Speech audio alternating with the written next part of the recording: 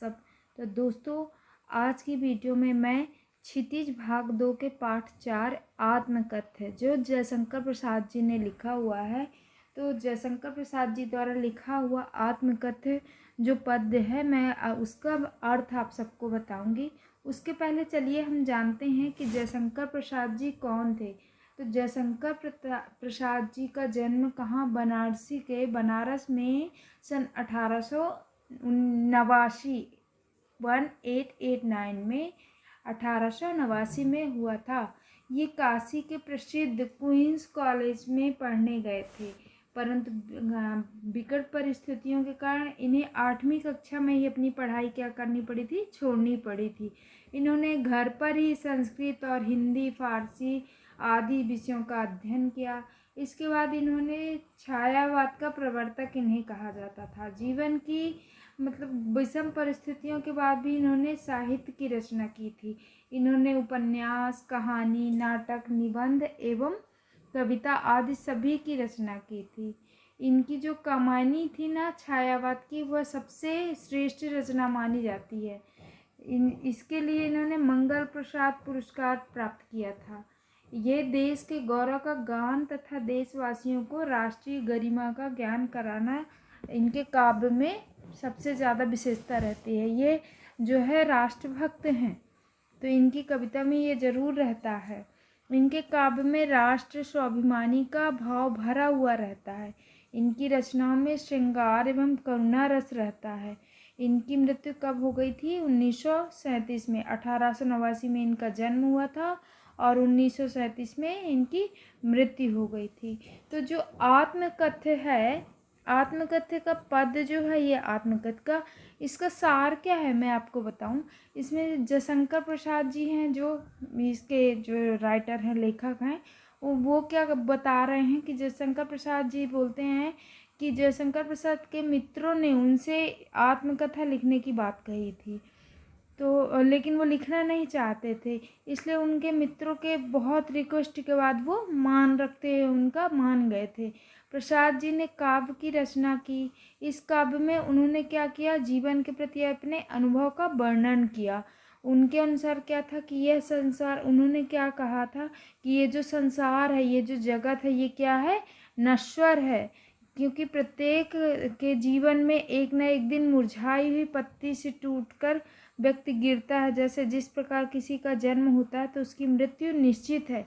कवि ने कहा है कि जैसे पत्ती उगती है, बड़ी होती है, हरी होती है, फिर सूख कर गिर जाती है, उसी प्रकार यहाँ पे उन्होंने मनुष्य का भी बोला है कि जो जन्म लेता है वो जाता ही है, उसकी मृत्यु निश्चित ही है। उन्होंने इस काव्य में जीवन के यथार्थ एवं अभाव को दिखाया है कि किस प्रकार हर आदमी कहीं न कहीं किसी चोट के कारण दुखी है, फिर चाहे चोट उसको उसकी प्रेमिका से मिला हो या मित्र द्वारा धोखा देने से मिला हो। उनके अनुसार उन्होंने ऐसा कोई कार्य ही नहीं किया जिससे लोग उनको याद करें, उनकी आत्मकथा सुनकर वाह वाह करें।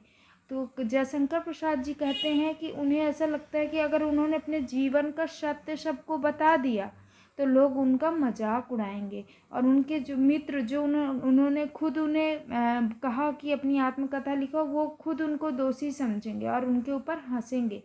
कवि के अनुसार उनका जीवन सरलता एवं दुर्बलता से भरा हुआ है और उन्होंने अपने जीवन में ऐसा कोई महान कार्य किया ही नहीं। कवि के अनुसार उनकी जीवन रूपी गगरी हमेशा खाली ही रही है। इस प्रकार हम कह सकते हैं कि प्रस्तुत जो ये पंक्तियां हैं ना, इससे पता चलता है कि जयशंकर प्रसाद जी बहुत ही साधारण व्यक्ति थे। उनकी सादगी का इससे पता चलता है और उनकी जो महानता का भी पता चलता है इससे। तो चलिए हम आगे उनकी जो आत्मकथा है, मधु गुनगुना कर कह जाता कौन कहानी अपनी, यहाँ से हम शुरू करेंगे और इसका मैं आप सबको अर्थ बताऊंगी। तो चलिए शुरू करते हैं। मधु गुनगुना कर कह जाता कौन कहानी यह अपनी, मुरझा कर गिर रही पत्तियां देखो कितनी आज घनी। इस गंभीर अनंत नीलिमा में असंख्य जीवन इतिहास, यह लोग करते ही रहते हैं अपना व्यंग मलिन उपहास। तब भी कहते हो कह डालूं दुर्बलता अपनी बीती, तुम सुनकर सुख पाओगे, देखोगे यह गागर रीति। किंतु कहीं ऐसा ना हो कि तुम ही खाली करने वाले, अपने को समझो मेरा रस ले अपनी भरने वाले। यह विडंबना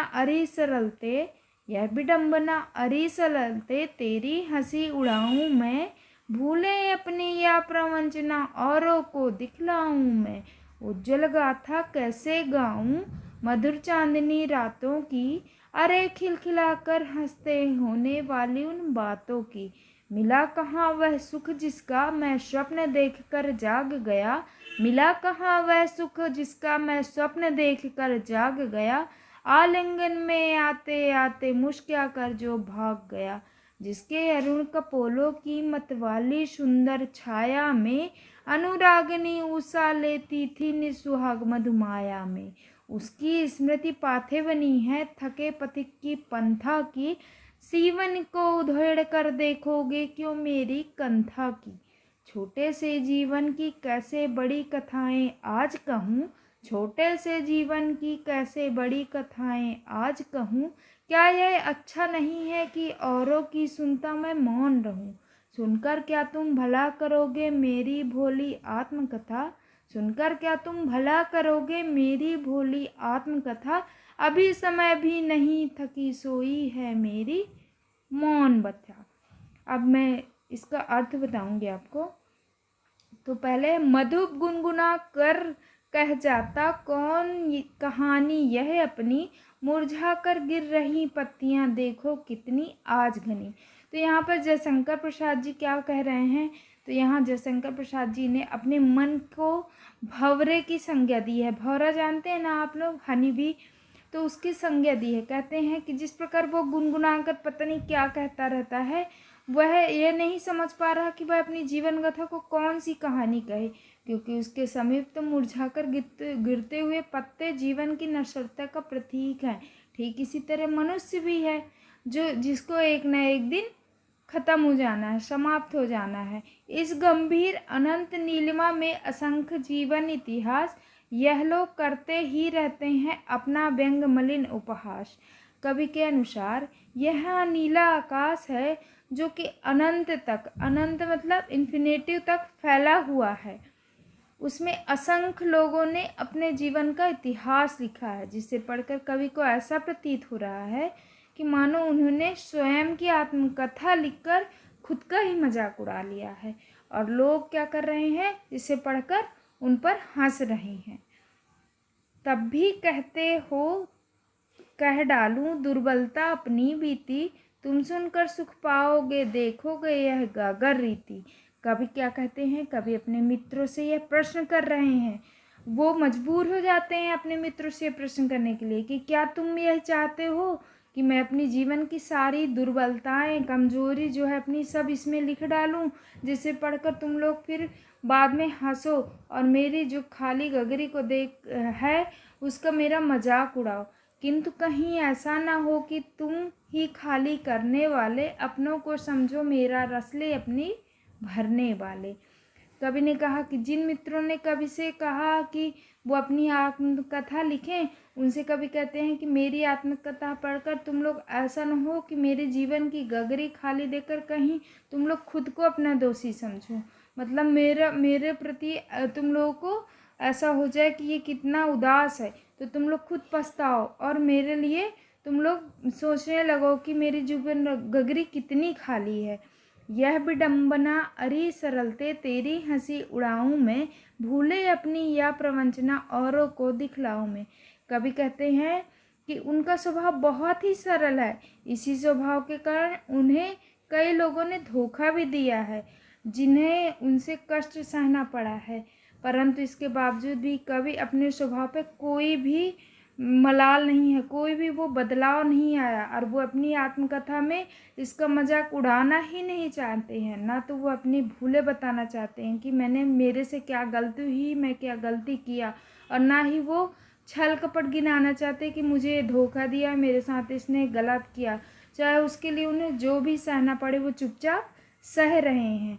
उज्ज्वल गाथा कैसे गाऊं मधुर चांदनी रातों की, अरे खिलखिलाकर हंसते होने वाली उन बातों की। कवि कहते हैं कि वो रातों के हसीन लम्हे जो उन्होंने अपनी प्रेमिका के साथ बिताए थे, वो साथ में हंसकर की गई उसकी साथ मीठी बातें, उसका उनको निजी अनुभव है।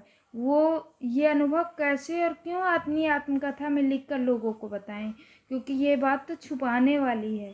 यह बताकर वो अपना मजाक नहीं उड़ाना चाहते। ये तो उनके जीवन की पूंजी है और इस पर सिर्फ और सिर्फ उनका हक है।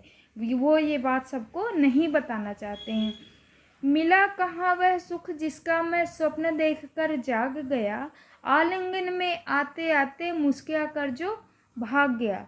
कवि कहते हैं कि जीवन भर कवि ने जिन सुखों की कल्पना की और जिनके सपने देखकर कभी जाग उठते थे, उनमें से कोई भी उनका सपना पूरा नहीं हुआ, उनको कोई सुख नहीं मिला। कवि ने जब भी अपने हाथों को फैलाकर अपने प्रेमिका को अर्थात उन सुखों को गले लगाने चाहा, तब उनकी प्रेमिका मुस्कुराकर भाग गई। यहाँ पर कवि प्रेमिका किसको बोल रहे हैं? अपनी खुशियों को।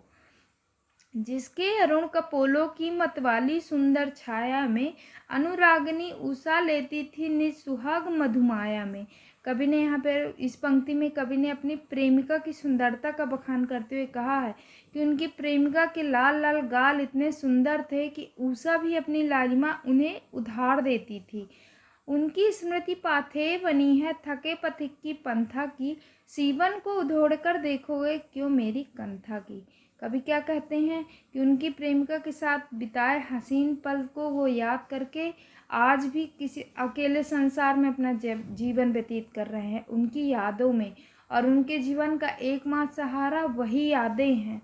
तो क्या तुम मित्र उन यादों को देखना चाहते हो? क्या मैं तुम लोगों को अपनी वो सब यादें दिखाऊं? इस प्रकार मेरी आत्मकथा पढ़कर मेरी भूली हुई यादों को फिर से तुम लोग क्यों कुदेरना चाहते हो और मेरी यादों की चादर को तार तार क्यों करना चाहते हो? मुझे और उदास क्यों करना चाहते हो? मुझे और हताश क्यों करना चाहते हो?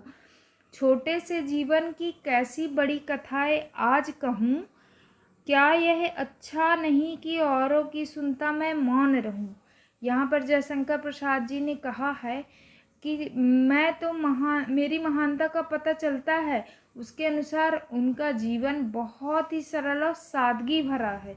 वह स्वयं को एक छोटा मनुष्य मानते थे, तुच्छ मानते थे, और उनके अनुसार उन्होंने जीवन में कोई कार्य ऐसा किया नहीं जिससे लोग उनकी तारीफ़ें करें, उनकी गाथाएं गाएं कि अरे वाह जयशंकर प्रसाद जी ने ये किया। इसलिए वो चुप रहना उचित समझते हैं और दूसरों की कथाओं को सुनते हैं। अपनी तारीफ तो वो करते ही नहीं हैं।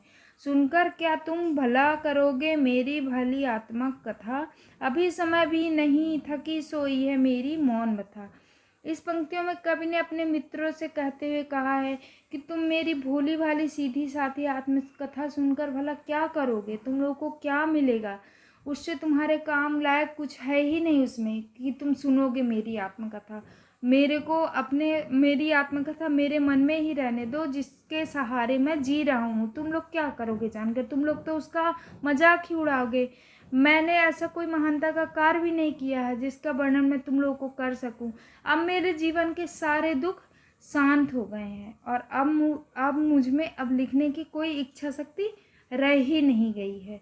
तो जयशंकर प्रसाद जी यहाँ पे अपने दुखों का वर्णन किए हैं। तो होप आपको ये चैप्टर समझ में आ गया होगा।